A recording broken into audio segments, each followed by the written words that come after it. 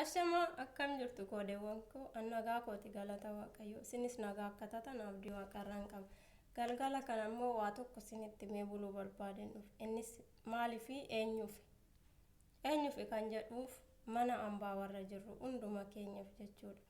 Kana duras dubbadhee taniin ture. Egaa nuti namoota ordofaa oolla, nuti namoota jajjabeessaa oolla, nuti yoo gara keenyatti deebi'uu maaliif dadhabne isa jedhu wal gaafachuudhaan mee walitti dhufnu walaa gurmeessinu walaa guddifnu nutumti waliif qoricha haa taanu siniin jechuun barbaada.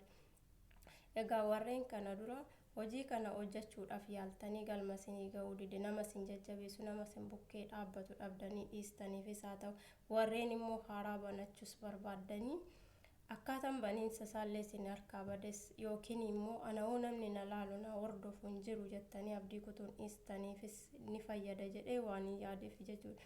Innis maalinni guruppii WhatsApp irratti hidhuudhaan warreen banuu hin beekne banuu barsiisuu warreen kaan immoo subscribe waliif gochuudhaan wal jajjabeessuuf wal guddisuu qabna jedhee waan hin yaadeef garee tokko dhaabeen jira jechuudha. Egaa gara garichaattis dhufuudhaaf lakkoofsa lafan isinii ka'a. Lakkoofsichaan garichatti seenuu dandeessu. Koodii Dubaay 971 54 59 66 236 54 59 66 236 jechuudhaan gara garichaatti hirmaattanii wal jabeessinee wal guddisuu dandeenya jechuudha. Ilaajoo waa tokko isinitti himuun barbaada.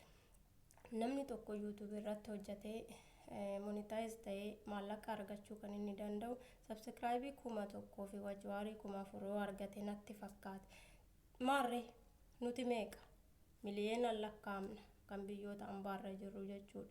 1,000 miti miliyoona 1 ta'uu dandeenya. Kanaafuu hundumti keenyayyuu osoo waliin tuffatiin osoo inni guddaan isa xiqqaan ati xiqqaadhaan jedhin inni guddate isa hin guddanne osoo hin jedhin wal jabeessu wal bukkee dhaabbachuudhaan hundumti keenya wal jabeessinee gabrummaa jalaa abaanu siniin jechuun barbaada. Warroonni guddattanis warra sinii gadi jiran jajjabeessaa daandiitti agarsiisa. Maaliif isinis kaleessa tokko jettanii jalqabdan waan ta'eef isaanis akka ciman gargaaraa siniin jechuun barbaada. Nagaan turaa siniin jaaladha. Fayyaa ta'a.